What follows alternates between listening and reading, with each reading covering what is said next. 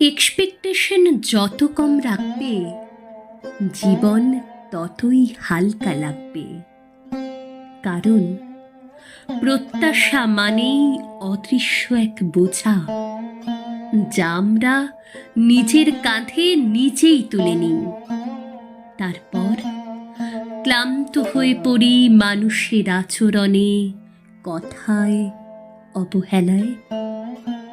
আমরা কষ্ট পাই মানুষ বদলে গেছে এজন্য নয়, কষ্ট পাই কারণ আমরা ভেবেছিলাম সে কখনো বদলাবে না।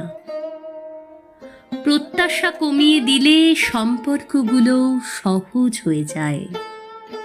তখন কারো একটু যত্নেও মন ভরে যায়, কারো ছোট্ট একটা খোঁজ নেওয়াতেই দিনটা সুন্দর লাগে।